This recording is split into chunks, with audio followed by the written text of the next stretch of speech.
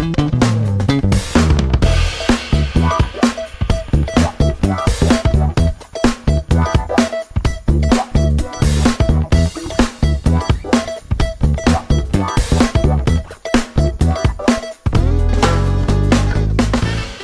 and welcome to Bearded History, and I'm the bearded historian himself, Tony McMahon. You may have seen me on Discovery, Smithsonian, UK TV, oh god, any number of channels. But I'm here today for you, to help you, especially American users, find your Irish ancestors.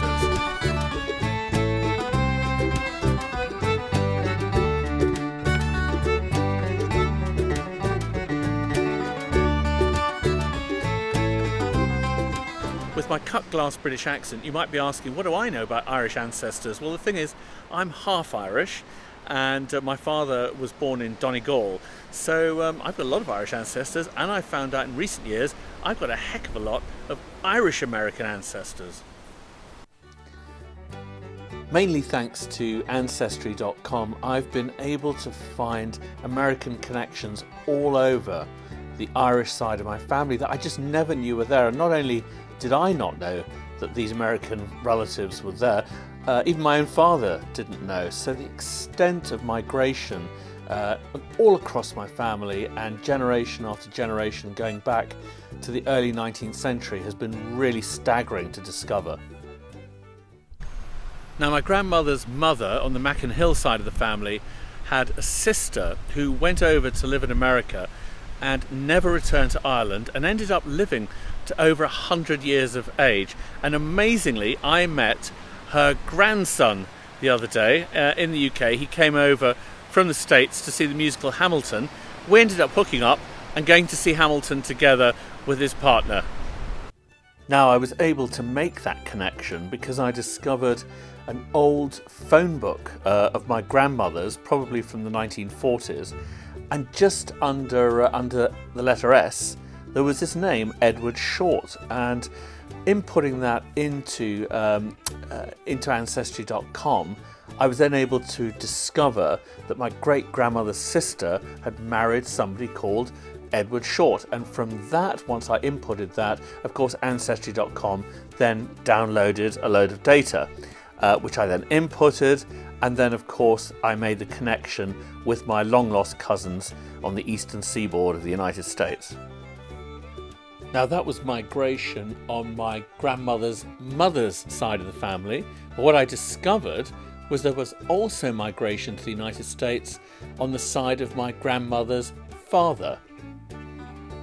Now, two of my grandmother's uncles, William and Francis, both brothers, went over to live in America, and they had very different fortunes, as we'll now see. One ended up in the US Cavalry, the other ended up as a superintendent of a school in Jersey.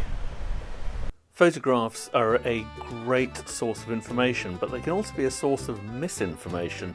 These two photographs are of my grandmother's uncle, Francis McInhill, who emigrated to the United States aged 18 in 1890, and of course you can find ship's logs, passenger lists on Ancestry.com, so that's a great source of information. But these two photographs for a long time were thought to be of two different people, and a cousin of mine was convinced that one was a cousin who became a member of the NYPD and the other one became a Canadian Mountie. In fact, they're both of the same person, and he was not in the NYPD or the Canadian Mounties, he was in the US Cavalry. In fact, Francis McInhill had quite an illustrious military career. He was a lieutenant in the cavalry. He fought in the Spanish-American War in both Cuba and the Philippines, and those military records I've been able to access from websites specializing in military records like fold.com, but also from Ancestry.com as well, that has some military records. And he married the daughter of a high-ranking US military officer who was good friends with the US President Chester Arthur in the late 19th century. Both of them were veterans of the Civil War on the side of the Union. Now, sadly, Francis died relatively young in 1909. I was able to access his obituary through newspapers.com, which is a sister site of Ancestry.com. You do have to pay more for it. And then in a curious twist, I discovered that the military chest of Francis was being displayed on Craigslist by somebody who'd found it at a house sale, and I contacted or tried to contact that person, basically offering them money to buy it and have it shipped over to the UK, and that person decided to give it to a military museum, I think in Ohio. But it is very odd that where you can start finding stuff once you know what you're looking for. Being an Irish family, of course, I've got a plethora of nuns in the family, and one, Sister Jessie, went to Colorado from her native Tyrone in Northern Ireland all the way to Colorado in the early 20th century, apparently to go and convert Native American tribes. So let's hear from Sister Jessie. Now, this is my father's father's father's sister, so my great-grandfather on my father's side, or father's father's side. And in that family, you have my great-grandfather and his brother becoming miners, although my great-grandfather seems to have spent some time in the United States training to be a miner, and I'll come to that in a moment. But two of his sisters become nuns. One of them ends up in France, the other one ends up in Colorado.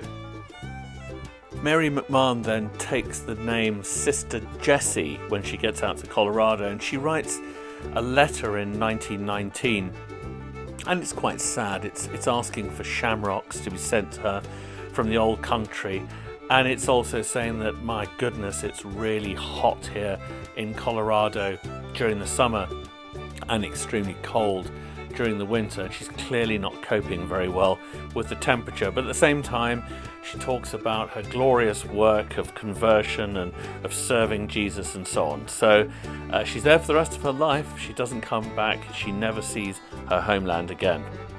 I suspect that my great-grandfather ended up training to be a miner in the United States, and his sister ended up being a nun there, because, go back a generation, my great-great-grandfather's sister had married a guy called Mr. Bradley, and one of their daughters had gone out to be a nun in the US, Sister Pantaleon. I think Sister Pantaleon was the enabler, that she got other people over from Ireland, including her first cousin, my great-grandfather, and his sister. And his sister, though, would stay a lot longer, in fact the rest of her life, in Colorado. I mean, I have to say it's incredible that Ancestry.com enables you to make these connections that, frankly, 20, 30, 40 years ago, relatives of mine who were actually closer related to some of the people I'm finding now in America didn't know about these people in America. So I know more, even though I'm a distant relative, by the power of digital, by the power of Ancestry.com. So I hope that's been enlightening for American users how to find your Irish ancestors by virtue of me telling you, as an Irishman, how I found my American ancestors.